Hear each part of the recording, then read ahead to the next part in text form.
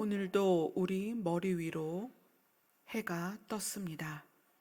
이 햇빛이 온 땅에 비치듯이 하나님의 은혜가 우리의 마음과 우리의 공동체와 우리의 가정에 깊게 비추어 주시옵소서. 예수님 이름으로 기도드리옵나이다. 아멘. 오늘 말씀은 에베소서 4장입니다.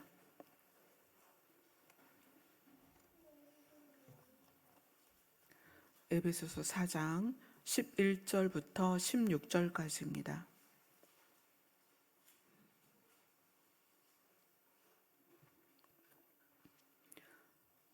찾으셨으면 다 같이 읽겠습니다. 시작. 그가 어떤 사람은 사도로, 어떤 사람은 선지자로, 어떤 사람은 복음 전하는 자로, 어떤 사람은 목사와 교사로 삼으셨으니 이는 성도를 온전하게 하여 봉사의 일을 하게 하며 그리스도의 몸을 세우려 하심이라. 우리가 다 하나님의 아들을 믿는 것과 아는 일에 하나가 되어 온전한 사람을 이루어 그리스도의 장성한 분량이 충만한 데까지 이르리니 이는 우리가 이제부터 어린아이가 되지 아니하여 사람의 속임수와 간사한 유혹에 빠져 온갖 교훈의 풍조에 밀려 요동하지 않게 하려 함이라. 오직 사랑 안에서 참된 것을 하여 범사에 그에게까지 자랄지라. 그는 머리니 곧 그리스도라. 그에게서 온몸이 각 마디를 통하여 도움을 받음으로 연결되고 결합되어 각 지체의 분량대로 역사하여 그 몸을 자라게 하며 사랑 안에서 스스로 세우느니라. 아멘. 광고 말씀 하나 드리겠습니다. 4월 둘째 주에 부활주일이죠. 그래서 각 가정에 혹시 인터넷으로 예배를 드리는 분들이나 지금 함께 예배를 드려도 가정마다 성찬계 세트가 있어야 돼요. 왜냐하면 우리가 팬데믹을 지나왔지만 예배를 공동체가 함께 예배를 드릴 수 없는 때도 있고 또 때로는 교회의 절기와 상관없이 내가 성찬을 하고 싶을 때가 있어요. 그런 가정에서 성찬을 할 수 있도록 교회에서 성찬기를 무료로 보내드립니다. 그래서 신청을 교회로 해주시면 어느 곳이든 그게 해외가 돼도 괜찮아요. 해외여도 우리는 교회에서 다 보내드립니다. 그래서 신청하셔서 각 가정이 저 성찬기 세트를 가지고 계셨으면 좋겠고, 그래서 교회 공동체의 절기대로 성찬을 할 때도 있지만 개인이 하나님 앞에 성찬을 하고 싶을 때 얼마든지 언제든지. 왜냐하면 예수님이 그건 명령하셨어요. 뭘 해라? 나를 기념해라.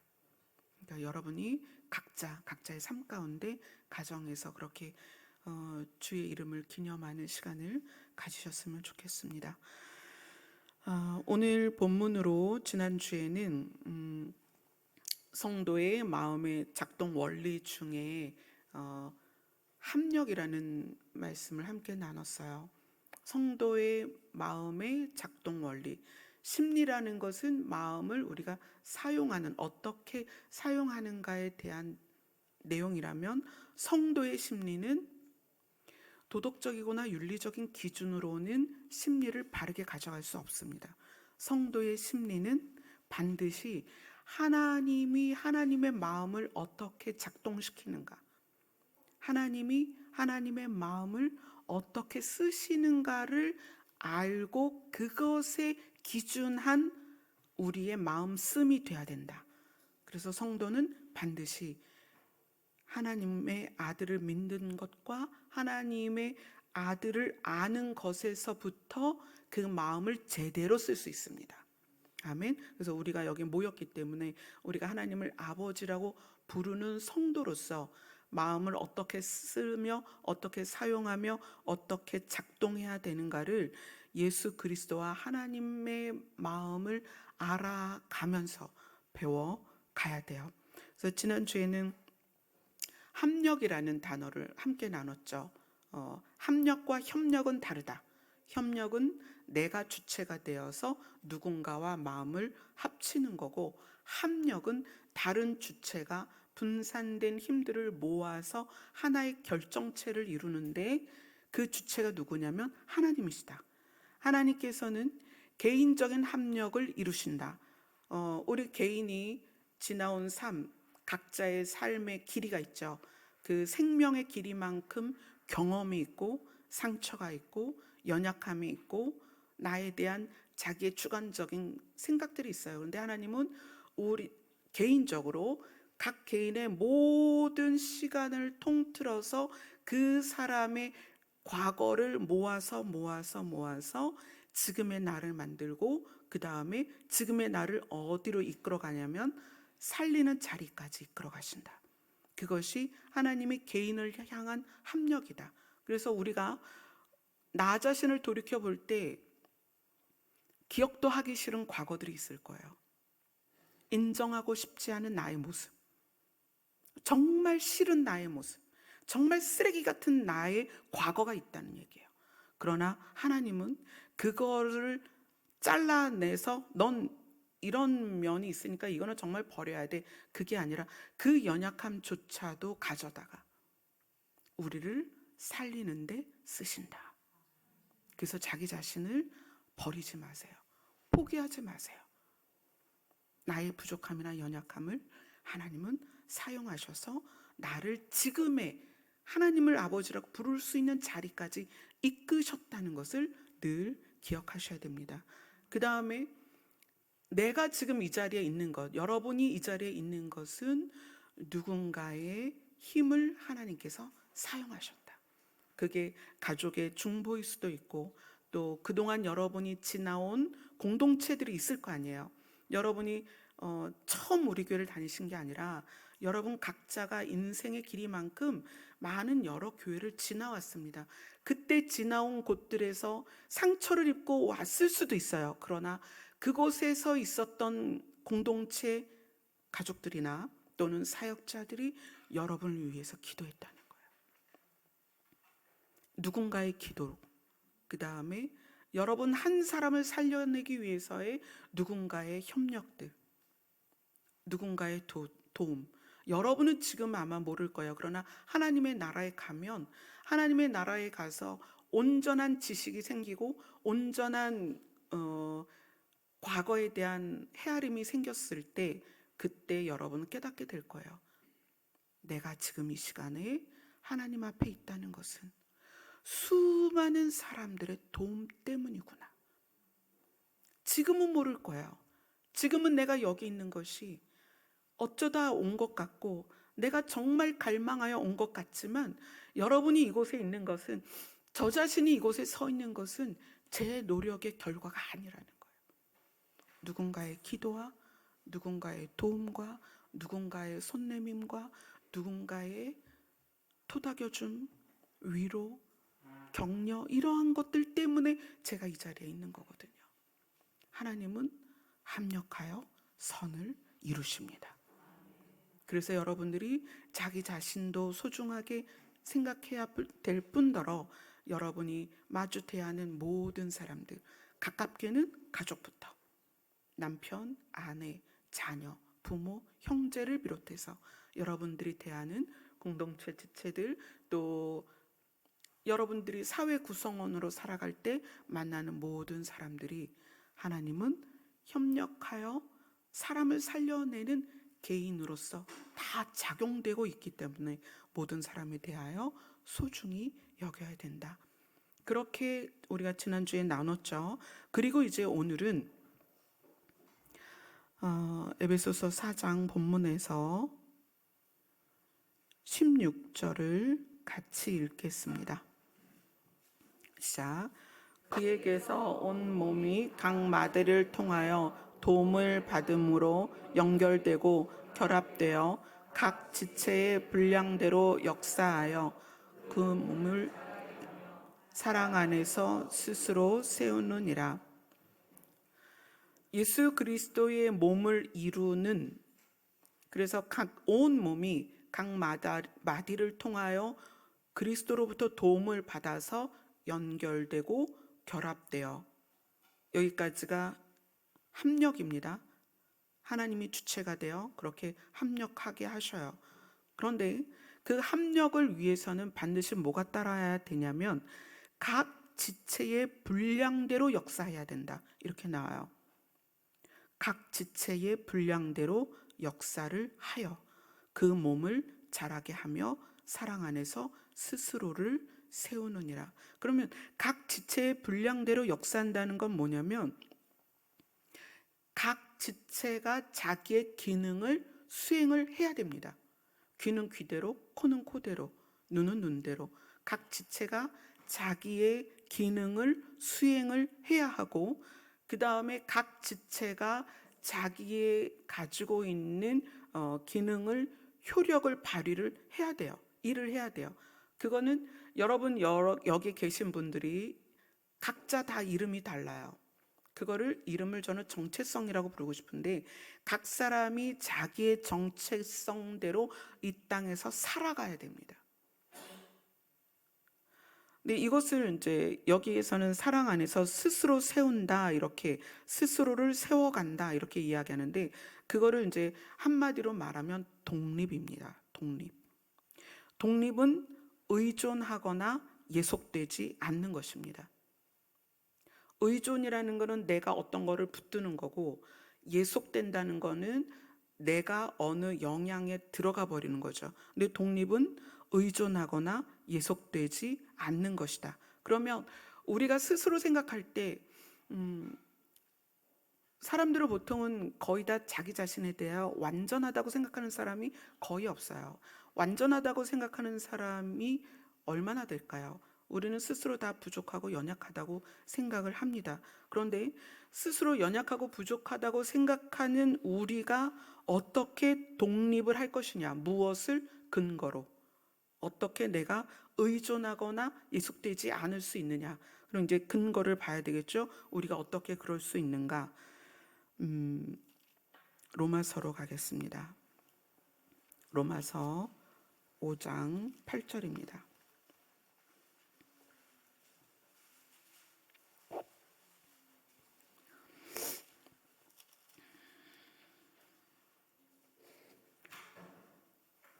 신약성경 245페이지 로마서 5장 8절입니다.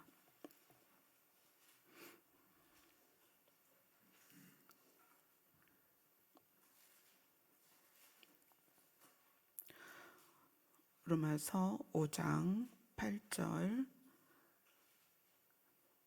같이 읽습니다. 시작. 우리가 아직 죄인 되었을 때에 그리스도께서 우리를 위하여 죽으심으로 하나님께서 우리에 대한 자기의 사랑을 확증하셨느니라. 아멘.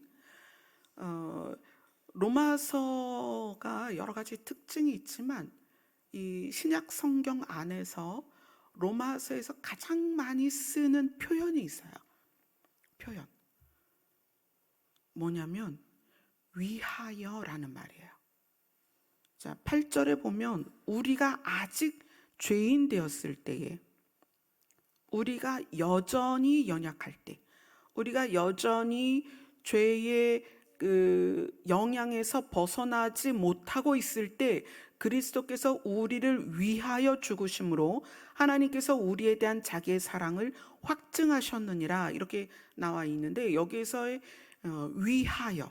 위하여라는 단어는 어떤 일을 수행할 것에 대한 내용이기도 해요. 그래서 예를 들어서 오늘 측량을 위하여 나가겠습니다. 그러면 측량을 하겠다는 내용이죠. 근데 그 외에 이제 쓰이는 그 뜻이 뭐냐면 위하다라는 말은 상대를 소중하게 여긴다는 뜻이에요. 상대를 소중하게 여긴다, 위한다. 그러니까 예수님이 우리를 위하여 죽으심으로 우리를 소중히 여겨서 죽으셨다는 얘기예요. 그 다음에 소중히 여기는 것뿐만 아니라 소중히 여기기 때문에 돕는 거예요. 위하다라는 말은 돕는다라는 의미가 있어요. 그러니까 그리스도께서 우리를 소중히 여겨서 우리를 돕기 위해 죽으셨다. 그렇죠? 근데 이 위하여라는 말이 로마서에 굉장히 많이 나옵니다. 사실 신약 성경 안에서 24권의 신약 성경 안에서 위하여라는 말이 가장 많이 나오는 게 로마서예요. 로마서 8장으로 갑니다. 로마서 8장 31절입니다.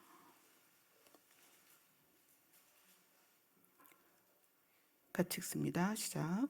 그런즉 이 일에 대하여 우리가 무슨 말을 하리요? 만일 하나님이 우리를 위하시면 누가 우리를 대적하리요? 지금 로마서 8장은 모든 피조물이 구원을 고대하고 있다는 내용이 이제 전반적으로 나오고 있어요. 이 세상이 죄와 사망의 그늘 아래 죽어가고 있기 때문에 모든 피조물들이 하나님이 나타나서 살려주기를 원하는 때예요.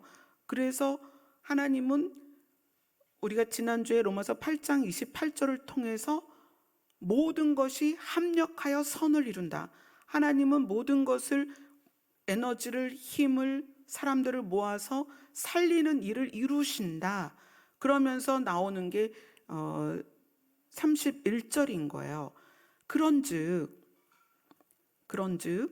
이 일에 대하여, 하나님이 우리를 살리는 것에 대하여 우리가 무슨 말을 하리요?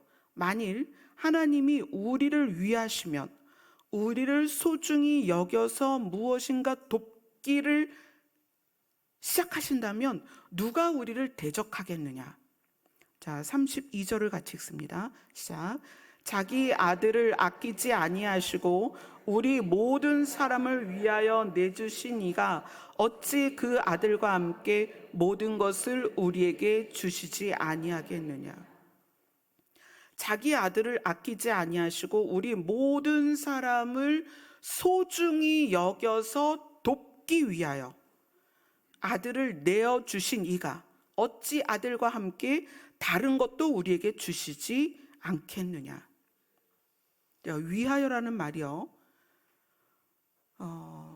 우리는 그냥 읽어가면서 지나갔지만 하나님은 성경 곳곳에 우리를 위하여 표현을 하고 계시다는 거예요. 위하여가 뭐다? 우리를 소중히 여기신다. 그 다음에 소중히 여기는 우리를 도우신다. 그게 위하여예요. 자, 로마서 8장 34절을 읽겠습니다. 시작. 누가 정죄하리요? 죽으실 뿐 아니라 다시 살아나신 이는 그리스도 예수시니 그는 하나님 우편에 계신 자요 우리를 위하여 간구하시는 자니라. 아멘. 하나님이 우리를 위하시면 누가 우리를 대적하겠느냐? 우리를 위하여, 우리를 소중히 여겨서 우리를 돕기 위하여 아들을 내어주신 하나님께서 다른 건 주시지 않겠느냐? 누가 우리를 정죄하겠느냐? 죽으실 뿐만 아니라 다시 살아나신 이는 그리스도 예수시니 그는, 예수님은 하나님 우편에 계신 자요 우리를 소중히 여겨서 우리를 돕기 위하여 간구하시는 자니라. 아멘.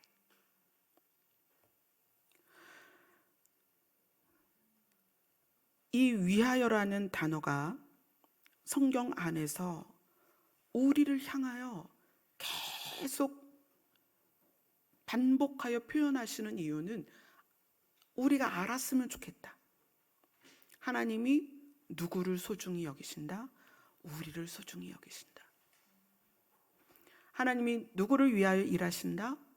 우리를 위하여 일하신다.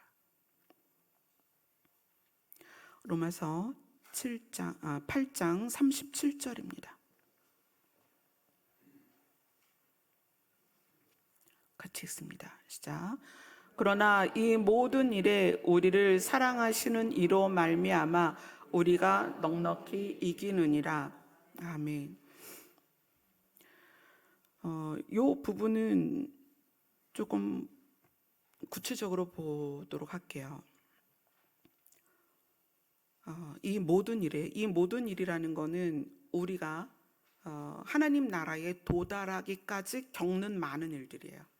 이 모든 일에 우리를 사랑하시는 이로 말미암아 우리가 넉넉히 이기느니라. 찬미가 많이 아플 때, 찬미가 이제 2015년 3월쯤 아프기 시작했어요. 많이 아프면서 사실은 이제 뭐 침대에서 계속 누워 있으면서 뭐 몸무게가 거의 40kg 초반대까지도 빠지면서 굉장히 안 좋을 때가 있었는데, 찬미가 아프기 시작할 때의 증상들을 보면서 많은 사람들이 걱정을 했어요. 근데 하나님께서 뭐라고 말씀하셨냐면 사랑이 넉넉히 이길 것이다, 이렇게 말씀하셨어요. 그래서 그것을 처음에 제가 받아들일 때에는 내가 엄마로서 아이에게 사랑을 부어주면 아이가 그 사랑에 힘입어서 살아나겠구나, 이런 생각을 했어요. 그래서 제가 저의 사랑을 부어주는 거에 주력을 했어요. 그런데 오늘 말씀은 이 모든 일에, 그러나 이 모든 일에, 이 그러나는 이제 앞에 말을 수식하는 거죠. 자, 봅시다. 35절 36절, 로마서 8장 35절 36절 같이 읽습니다. 시작. 누가 우리를 그리스도의 사랑에서 끊으리요? 환난이나 곤고나 박해나 기근이나 적신이나 위험이나 칼이랴. 기록된 바 우리가 종일 주를 위하여 죽임을 당하게 되며 도살당할 양같이 여김을 받았나이다 함과 같으니라.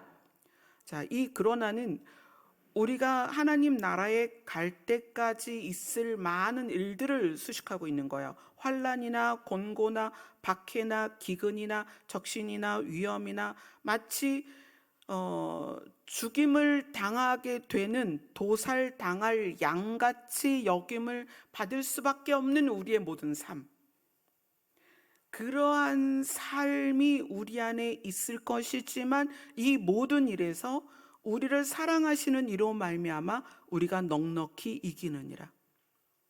그 얘기는 찬미를 살리시겠다는, 그리고 사랑이 넉넉히 이길 것이다 라는 말씀이 어떤 사랑에서 근거를 하냐면 우리를 위하시는 하나님의 사랑을 근거로 얘기를 하시는 거예요. 하나님의 사랑이 찬미를 살리실 것이다. 넉넉히 이 모든 것을, 고난과 사망을 이길 것이다. 그 말씀이셨다는 거예요. 그러니까 저는 제 노력으로 할 때에는 중간에 좌절이 될 때도 있고 낙심이 될 때도 있고 때로는 언제쯤 좋아질까 막 이런 생각을 할 때가 있었어요. 근데 오늘 말씀이 고난과 사망에서 우리가 넉넉히 이길 수 있는 근거가 뭐냐면 우리를 사랑하시는 하나님의 사랑이라는 거예요. 그럼 이건 뭐죠? 반드시 넉넉히 이길 것이다. 반드시. 그래서 그것에 대해서 또 이렇게 이야기하죠. 로마서 8장 38절 39절을 읽겠습니다. 시작. 내가 확신하노니 사망이나 생명이나 천사들이나 권세자들이나 현재일이나 장래일이나 능력이나 높음이나 깊음이나 다른 어떤 피조물이라도 우리를 우리 주 그리스도 예수 안에 있는 하나님의 사랑에서 끊을 수 없으리라. 아멘. 35절에서는 누가 우리를 그리스도의 사랑에서 끊으리요? 그렇죠? 39절에서는 하나님의 사랑에서 끊을 수 없으리라. 이 모든 것이, 그 어떤 것도 그리스도의 사랑에서, 하나님의 사랑에서 우리를 끊어낼 수 없다. 그래서 우리는 고난과 사망을 넉넉히 이길 거라는 거예요. 아멘. 무엇을 근거로? 그리스도의 사랑과 하나님의 사랑을 근거로. 그래서 개인의 독립, 이 개인의 독립, 성도의 독립은 무엇을 근거로 하느냐? 예수 그리스도의 사랑과 하나님의 사랑을 근거로 우리가 독립할 수 있다는 거예요. 어디에 의존하거나 어디에 종속되지 않을 수 있는 이유는 예수님의 사랑과 하나님의 사랑이 우리를 고난과 사망에서 넉넉히 이기도록 도우실 것이기 때문에. 그래서 그 도우심이 무엇으로 표현이 되어? 위하여, 우리를 위하여, 우리를 소중히 여기시고, 우리를 그 소중히 여기시는 마음에서 끝나는 것이 아니라 늘 도우시기 때문에, 우리를 소중히 여기시고 도우시기 때문에 하나님의 사랑과 예수 그리스도의 사랑이 고난과 사망을 넉넉히 이길 것이다. 그래서 어떻게 하라는 거예요? 무엇을 의지하거나 무엇에 예속되지 말라는 거예요. 그것이 독립입니다. 우리는 뭘 의존하고 어디에 예속이 될까요? 보통은 내 느낌, 여러분 느낌 많이 의지하잖아요. 내 느낌 또는 감정, 내 안에서 일어나는 감정, 또 경험, 지식, 이런 것들을 우리가 의지합니다. 사실 우리가 행동을 결정할 때, 어떤 것을 선택할 때 대부분 내 안에 있는 것이 기준이 되어서 선택하고 결정하죠. 그렇죠? 그런데 우리 안에 있는 느낌이나 감정이나 경험이나 지식이 과연 옳으냐는 거예요. 또 관계적으로는 이제 우리가 타인을 의지하거나 또는 어떤 타인의 영향에 예속되거나 그런 경우가 굉장히 많아요. 요즘 한동안 그 넷플릭스에서 나는 신이다 라는 걸로 이단 사이비에 대해서 조명을 하고 있어요. 왜 사람들은 이단 사이비에 빠지는가? 여러분도 그런 방송을 보면은 궁금하지 않아요? 어떻게 정치인이, 의사가, 교수가, 또 유명한 연예인들이 어떻게 이단 사이비에 빠질까? 보통 이단 사이비에 빠지는 사람들에 대해서 존재감이 자기의 존재감에 상처가 있다, 이런 이야기를 많이 해요.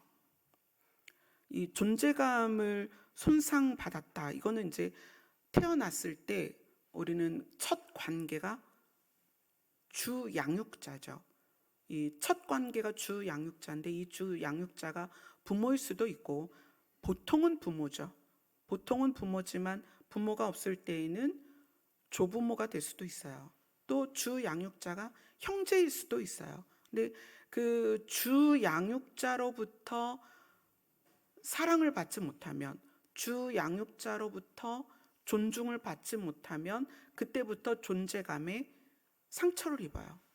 내가 아무것도 아닌 것 같고, 무시되는 것 같고, 내가 중요하지 않은 것 같고, 이런 존재감의 상처, 손상을 받은 것에서부터 어떤 그 보고 결정하고 선택하는 과정들이 나오죠.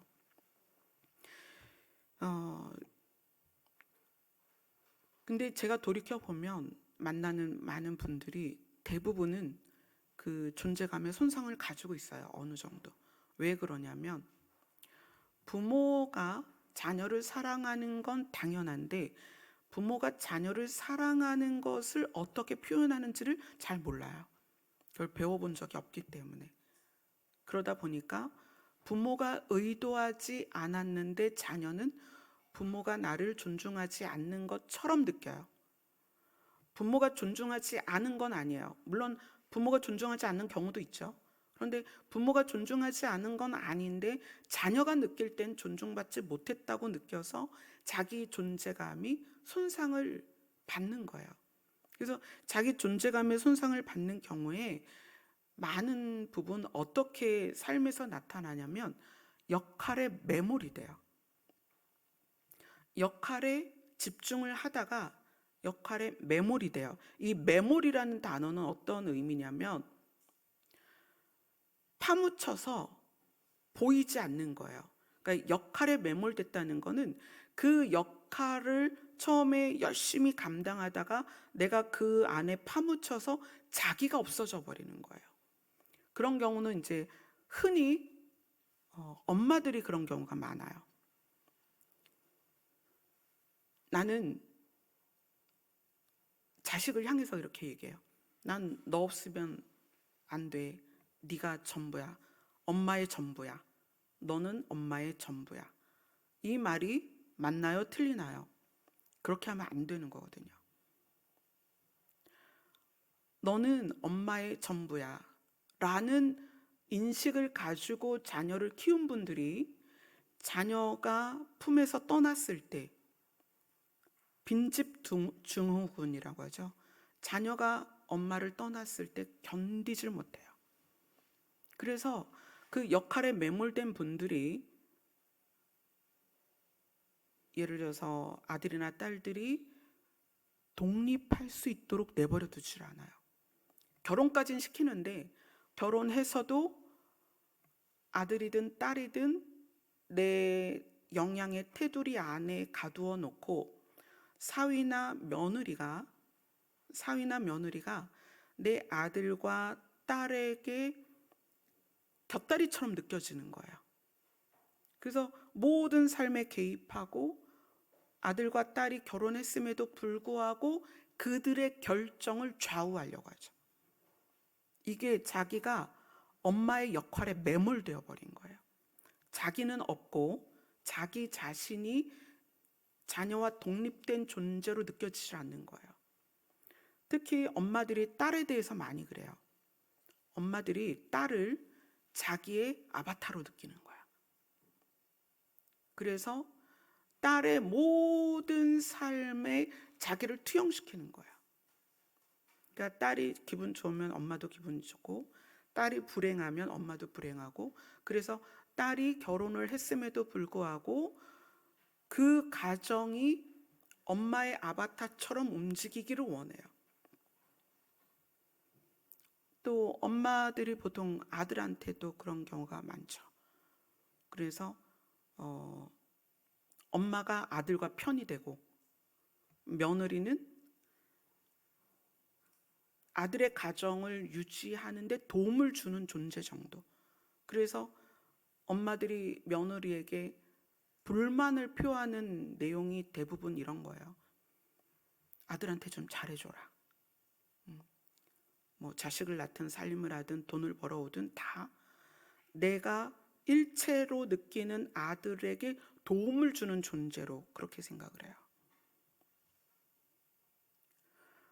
엄마 자신이, 아빠 자신이 독립하지 못해서 그런 거예요. 자녀는 왜 양육을 하느냐? 부모가 왜 양육하느냐? 자녀를 독립시키기 위해서 양육을 한다. 이렇게 생각하셔야 돼요. 그러면 때가 되면 자녀는 당연히 독립을 해야 되죠. 내가 아들을 결혼시켰는데 아들을 빼앗긴 것 같다는 느낌이 들 때 독립이 안 된 거예요. 딸을 빼앗긴 것 같은 느낌이 들 때 이건 독립이 안 된 거예요. 독립은 처절하게 아파야 독립이 돼요. 떼어내셔야 돼요. 아들도 딸도. 근데 무엇을 근거로? 하나님이 합력하여 선을 이루실 것에 대한 신뢰를 근거로 그렇게 해야 된다는 거예요. 내가 해줄 수 있는 건 한계가 있습니다. 부모로서의 역할은 한계가 있는 거예요. 또 이런 역할의 매몰이 언제 많이 나오냐면 형제들 중에 집안의 대소사를 책임지는 사람이 한 명은 있어요. 여러 형제가 있을 때, 뭐 둘만 있을 때도 그렇고 또 독자일 때도 그래요. 부모의 일이나 형제의 일이나 친척의 일을 혼자 도맡아서 하는 사람들이 있어요. 그런 사람들이 그 역할에 매몰돼 버리면 사실 이 역할에 매몰된다는 거는 자기 존재감 때문에 그렇거든요. 거기서 자기 존재감을 느끼는 거예요. 거기서 보람을 느끼는 거예요. 형제 안에서 형제나 부모를 부양하는 역할을 하는 사람들이 그 역할에 매몰이 되면 거기에서 자기가 존재감을 느끼고 자기가 보람을 느낀단 말이에요. 그랬을 때 자기의 삶이 없어요. 뭐 예를 들어서 어떤 분이 결혼을 했는데 장녀예요. 장녀이다 보니까 남편도 있고 아이들이 있음에도 불구하고 친정의 모든 일이 나의 가장 중요한 해야 할 일이 되는 거예요. 그럼 남편도 뒷전이고 아이들도 뒷전이 될 수가 있어요. 그런 경우 많습니다. 또 아들이 자기 부모와 형제를 부양하던 역할을 했다. 그럼 이 사람은 결혼을 해서도 자기 형제나 부모가 자기의 가정보다 먼저인 경우가 있어요. 그래서 자기 배우자가 소외감을 느끼고 자녀가 소외감을 느끼는 경우가 굉장히 많다는 거예요. 이것도 역할에 매몰이 된 거예요. 근데 역할에 매몰되는 경우는 대부분 존재감 때문에 그래요. 내가 이 일을 함으로 해서 형제나 부모로부터 인정받고 또 존중받는 것에 본인이 보람을 느껴왔기 때문에. 또 이런 경우가 어디에 가장 많으냐면 목회자예요. 목회자들이 역할에 매몰이 될 경우에, 목회자들은 그 목회 자체가 자기라고 생각해요. 사실은 목회는 일이거든요. 일, 사역이에요. 그 사역과 분리된 나 자신이 독립되어 있어야 되는데 사역에 매몰이 되는 경우에는 내가 매몰됐다 안 됐다를 언제 느낄 수 있냐면 사역과 분리되었을 때, 내가 사역과 분리되었을 때 나 자신이 이제 내 사역이 끝났다, 내가 주님 앞에서 주님과의 관계 안에 들어가야지, 이런 경우가 있고, 사역과 분리되었을 때 내가 아무것도 아닌 것처럼 느껴지는 거예요. 이제는 하나님께서 나를 버리신 것 같고 내가 아무것도 아니고 허전하고 쓸쓸하고 슬퍼지고 자존감이 떨어지고, 그래서 막 이 일 저 일을 찾아다니는 경우, 이런 것도 자기 자신이 역할에 매몰되어 있는 거예요. 그러니까 여러분들이 상황을 한번 생각해 보세요. 내가 교회에서 어떤 사역을 맡았었는데 해가 바뀌면서 그 사역을 놓게 됐어. 근데 그러고 나니까 굉장히 내가 쓸모없는 것 같고 인정받지 못하는 것 같고 내가 존재감이 없는 것 같고 그래서 괜히 상처가 되고 그런다면 그거는 자기 자신이 세워져 있는 게 아니고 역할에 매몰되어 있는 거예요. 이건 우리가 굉장히 중요하게 자기 자신을 봐야 될 필요가 있어요. 왜냐하면 우리는 가진 것을 놓을 때가 있다는 걸 기억하셔야 돼요. 근데 가진 것을 놓았을 때, 뭐 직장에서 직책도 그래요. 내가 과장이었어, 부장이었어, 사장이었어, CEO였어. 근데 그 역할이 영원히 가나요? 아닙니다. 그때는 내가 직책에 의해서 아랫사람들한테 소리를 지르고 아랫사람들을 부리기도 하고 내 마음대로 이끌어갔지만 그 자리가 영원하지 않다는 거예요. 그 자리가 없어졌을 때 내 모습이 진짜 나예요.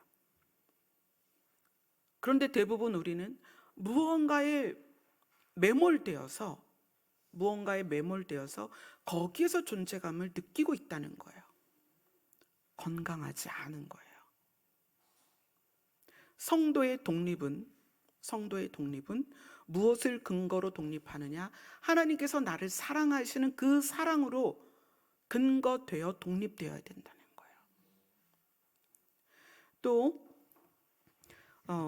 이 존재감에 대한 상처가 어디서 드러나냐면 이단이나 사이비에 들어가서 거기에서, 사실 이단 사이비에 들어가는 분들이 교회를 전혀 안 다니거나 그런 분들이 아니에요. 신천지의 대부분도 기존 교회를 다니던 분들이에요. 근데 기존 교회 다니던 분들이 왜 이단 교회로 사이비로 자꾸 빠지느냐? 의존할 대상을 계속 찾아 헤맨단 말이에요. 의존할 대상. 뭐 보통 그래요. 나는 성경을 잘 몰라요. 나는 하나님의 음성을 못 들어요.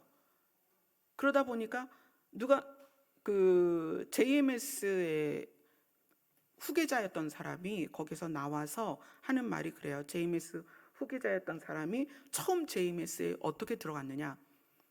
JMS에 들어갈 때 그 사람이 들어가려고 생각했던 게 그 정명석이라는 사람이 성경을 3,000번 읽었대요. 그러니까 그 얘기를 듣고 와, 나는 그렇게 못 읽고 나는 성경을 잘 모르는데 그 사람이 성경을 3,000번 읽었으면 성경을 얼마나 잘 알까? 그래서 그 사람을 만나러 갔는데 그때는 JMS에 뭐 신도수가 한 10명 안팎이었대요. 그런데 그 정명석이라는 사람이 내가 당신이 오는 거를 꿈으로 봤다. 하나님이 이렇게 말씀하셨다. 막 이러니까 내가 경험하지 못하는 하나님을 경험한다는 것에 뭐 하는 거예요? 의존하는 거예요. 신앙생활은 타인의 경험에 의존되는 것이 아닙니다. 성도의 신앙은 하나님이 나를 사랑한다는 그 사랑에 의존되어 가는 거예요. 하나님이 나를 절대 버리지 않는다는 그것에 의지되어 가는 거예요. 그러니까 나는 환상도 못 보고 그런 신령한 꿈도 못 꾸고 성경도 모르는데 하나님은 그 사람에게 그렇게 알려주고 보여주시고 그 사람은 성경을 3,000번 읽었대. 그를 통한 하나님을 의지하려고 하는 것이 이단과 사이비가 주로 쓰는 방법이라는 거예요. 그런데 기존 교회에서 또 사이비로 많이 가는 이유가 어떤 거냐면 사이비는 그런 존재감의 상처를 받은 사람들이 늘 느끼는 심리를 너무 잘 알아요. 뭐냐면 외로움이에요. 교회 가도 외롭고 집에 가도 외롭고 혼자 있으면 죽을 것 같고. 근데 이단 사이비는요, 정말 치밀한 조직을 가지고 있거든요. 한 사람을 자기 이단 사이비 조직에 넣기 위해서 수많은 사람이 동원이 되고 수많은 시간을 들인단 말이에요. 그렇게 해서 이 존재감이 없는 사람들이 그 이단 사이비에 딱 걸려들 때가 어떤 거냐면 이 사람들이 나를 정말 필요로 하는구나. 이 사람들이 나를 좋아하는구나. 이 사람들이 나를 존중하는구나. 이런 관계의 조직력에 먼저 빠진다는 거예요. 그리고 거기에서 교육을 받다 보니까 그 교육이 어떤 거예요? 핵심이 뭐냐면 성경을 통해서 교육을 하는데 핵심이 뭐냐면 교주가 성경이 말하는 그 사람이다. 이렇게 내용을 그 사람들이 알아서 짜집기를 해놨으니까 교육을 받다 보면 그렇게 빠지는 거거든요. 그리고 이 존재감이 없는 손상받은 사람들이 거기에서 왜 못 나오냐면 그들은 그렇게 관계로 형성해서 이 사람을 끌어들이고 그 다음에 협박을 해요. 너 여기서 나가면 저주받아. 자, 이미 너 여기서 나가면 저주받아라는 것이 하나님이 우리를 사랑하는 그 사랑에 근거되어 있지 않기 때문에 두려운 거예요. 하나님이 우리를 향한 사랑은 우리를 위하여 자기 아들을 내어준 사랑입니다. 그래서 그 무엇으로도 하나님의 사랑에서 우리를 끊어낼 수 없다라고 우리가 그 하나님의 사랑을 근거로 한 신앙을 가져야 되는데 그게 아니다 보니까 이단 사이비가 협박하는 것을 받아들이는 거예요.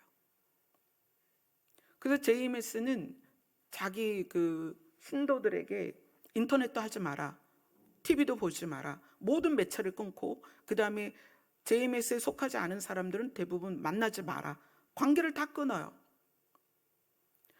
가스라이팅이죠. 다 끊어요. 여기에만 있어야 살아. 여기에서만 있어야 너희가 구원받아. 여기에 있어야만 너희가 축복받아. 그렇게 한다는 거예요. 무엇을 근거로 한 거예요? 사람이 알려주는 지식에 근거를 해서 하나님의 사랑이 아닌 두려움과 협박 속에 그 무리 안에 있다는 거예요. 또 이 존재감의 손상이 있으면 종교적인 행위에 자기의 존재를 느끼려고 해요. 내가 교회를 열심히 가니까 내가 마치 하나님께 필요가 있을 것 같아. 내가 기도를 많이 하니까 마치 하나님이 나를 굉장히 소중히 여길 것 같아. 내가 교회 헌금을 많이 하니까 마치 하나님이 나를 중요하게 여길 것 같아라는 종교적인 행위에 자기의 존재감을 가지고 있다는 거예요. 이거는 이단뿐만 아니라 기존 교회도 마찬가지입니다. 그래서 교회가 잘못 가르치는 것이 뭐냐면 성도들을 종교적인 행위를 하게 하고 종교적인 행위로서 안정감을 느끼게 한다는 거예요. 성도의 안정감은 우리를 사랑하시는 하나님의 사랑에 근거해야 됩니다. 어떤 것으로도 하나님의 사랑에서 우리를 끊어낼 자가 없다라는 그 하나님의 변함없는 사랑이 나를 존재케 해야 됩니다. 내가 갖는 안정감은 종교의 행위가 아닙니다. 그럼 그렇다고 해서 교회도 다니지 말고 헌금도 하지 말고 예배도 드리지 말고 세상이랑 똑같이 살으라는 얘기냐? 그게 아니라는 거예요. 하나님의 사랑 때문에 여기에 오는 것입니다. 하나님의 사랑이 너무 감사해서 우리가 예배를 드리는 거예요. 모든 것을 협력해서 하나님의 나라로 이끌어 가시는 그 하나님의 사랑에 감격하고 사랑해서 내 존재가 그 안에서 확인이 되는 거예요. 나라는 존재가 그런 존재구나. 하나님이 나를 그렇게 사랑하시는구나. 그것 때문에 우리가 이곳에서 예배를 드리는 거예요. 그래서 저는 사역에 대한 딜레마가 있어요. 여러분이 저를 보지만 사실은 여러분 눈에 제가 보이지 않아야 돼요. 여러분이 제 설교를 듣고 있지만 사실은 이것이 제 이야기가 아니어야 돼요. 제가 목사라는 직업을 가지고 있지만 여러분이 목사에게 리드가 되어선 절대 안 된다는 거예요. 제가 그래서 사도 바울이 얼마나 위대한 사람인가.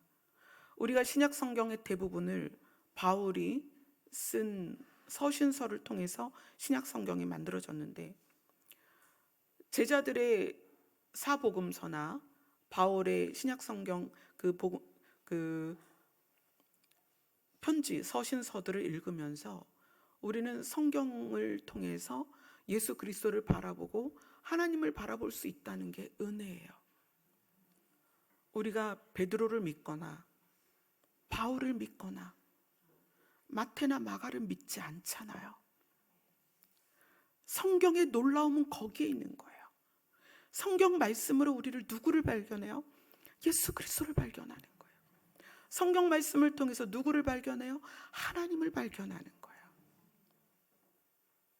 여러분이 신앙생활하면서 어떤 목회자에게 의지되거나 그 목회자를 따라가고자 하는 마음이 있다면 여러분 독립되지 않은 거예요. 성도의 독립은 하나님의 사랑을 근거로 하는 것입니다. 성도의 독립은 예수 그리스도의 사랑을 근거로 하는 거예요. 그래서 목회자가 어렵다는 거예요. 분명히 성도 앞에 대표자로 서 있지만 여러분 마음에는 제가 남아있지 않아야 돼요. 여러분에게 설교를 하고 있지만 여러분의 기억 속에는, 여러분의 마음 안에는 예수 그리스도가 남아야 된다는 거예요. 목회자의 이름은 기억도 나지 않아야 돼요. 이것이 성도의 독립이라는 거예요. 교회 이름도 없어야 됩니다. 우리가 신약 성경을 읽으면서 어떤 교회가 여러분 머릿속에 남나요? 여러분이 성경을 읽으면서 어떤 예수님의 제자가 마음에 들어와서 그 제자의 이름을 걸어놓고 그 제자에게 예배를 하나요? 그렇지 않잖아요. 마찬가지입니다. 지금의 신앙생활도 그래야 된다는 거예요. 여러분이 누구의 설교를 듣든 어느 교회를 다니든 어떤 공동체와 있든 여러분에게는 예수 그리스도만 그 마음에 남아야 된다는 거예요. 그래서 앞으로 팬데믹이 오든 더 큰 일이 있어서 여러분들이 아무데도 갈 수 없는 상황에서 혼자 집에서 예배를 드린다 할지라도 여러분이 흔들림이 없어야 된다는 거예요. 오늘 본문 에베소서로 갑니다.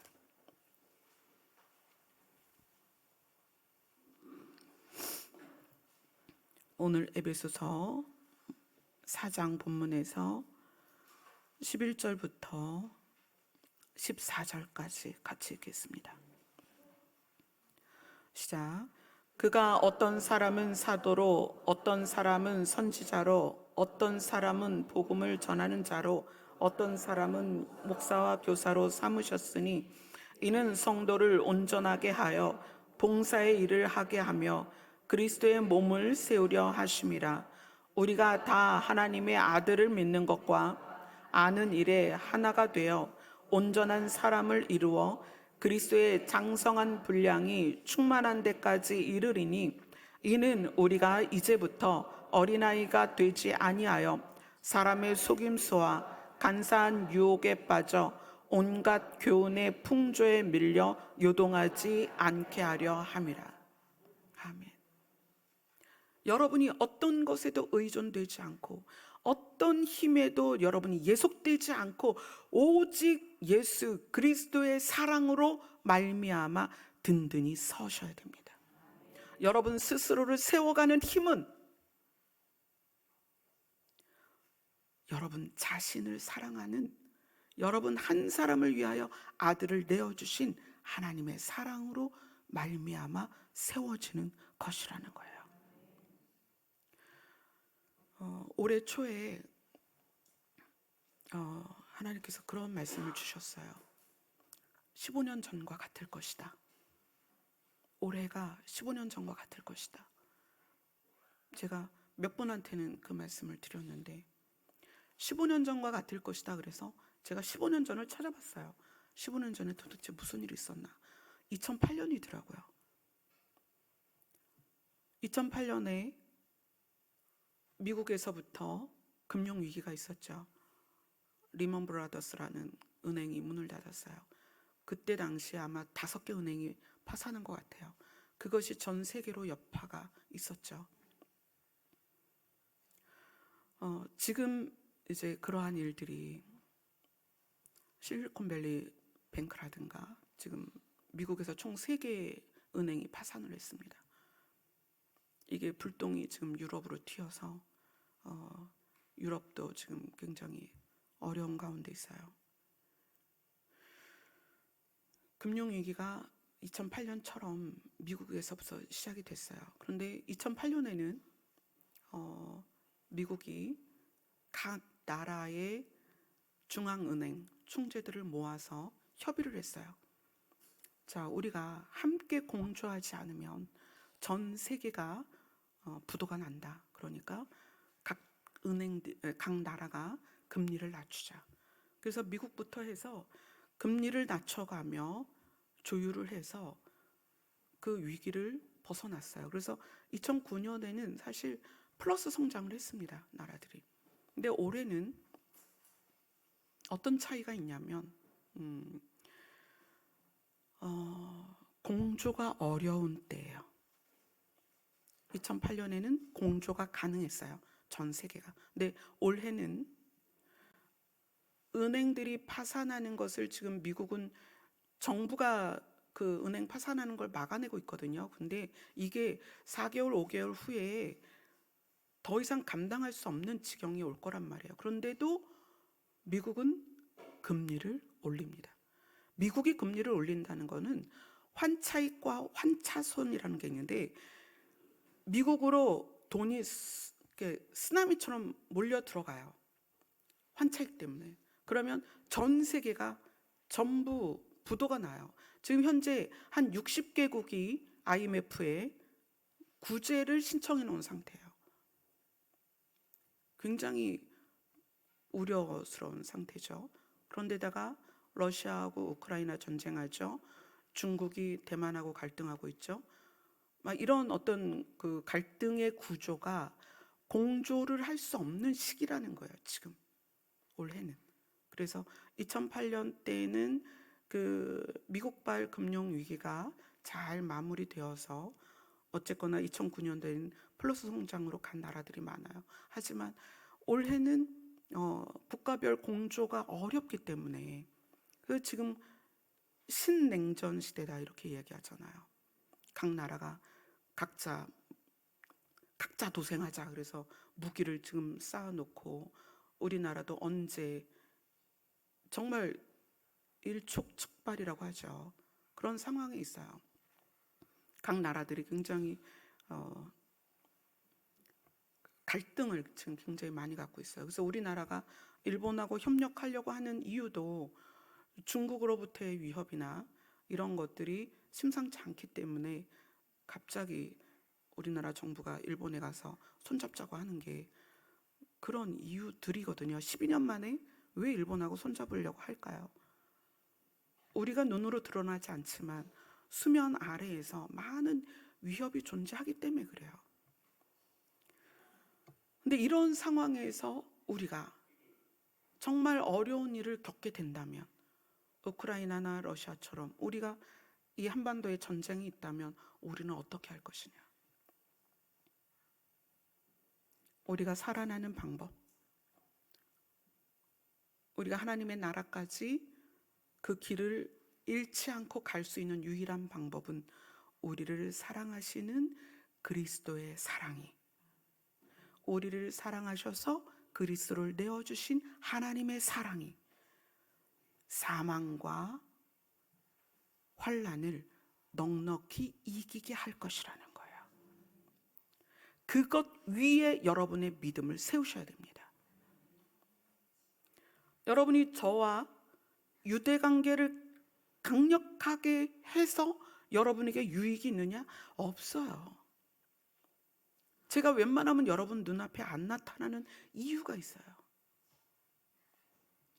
저는 일주일에 한두 번씩 여러분에게 말씀으로 도움을 드릴 뿐이죠.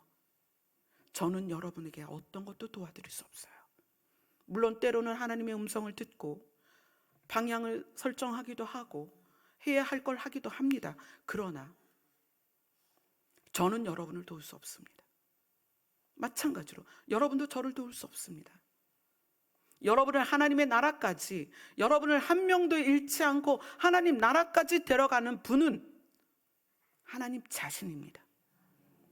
그래서 오늘 에베소서에서 그렇게 말씀하시는 거예요. 4장 15절 16절 같이 있습니다.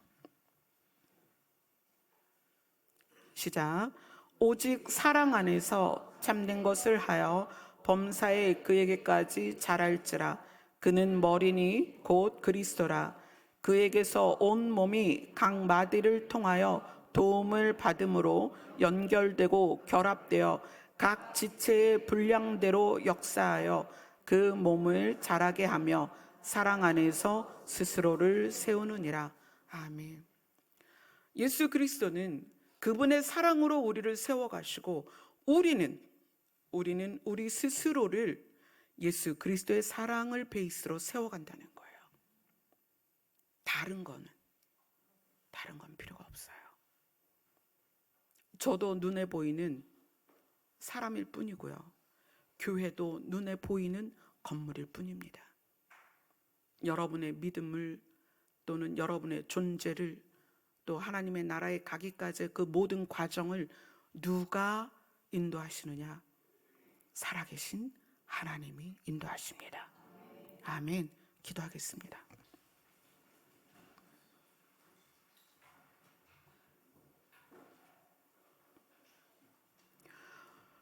하나님, 우리는 많은 경험을 통해서 우리가 부족하고 연약하다는 것을 스스로 느끼며 또는 가족이나 우리와 가까운 자들로부터 비난이나 비판을 들어서 우리 자신이 너무나 부족하다는 것을 알고 있습니다. 그런데 그것이 오히려 하나님을 의지하는 데 쓰이지 않고 타인을 의지하거나 교회를 의지하거나 목회자를 의지하는 데 쓰여왔습니다.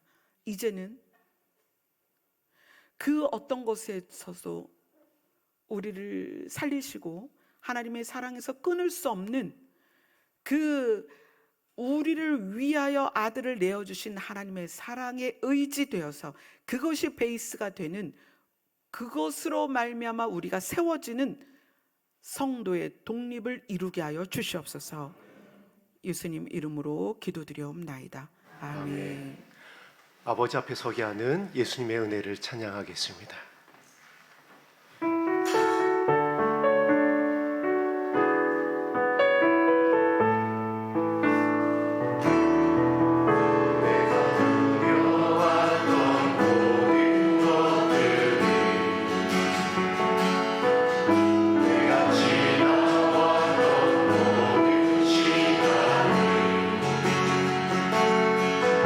내가 걸어왔던 모든 순간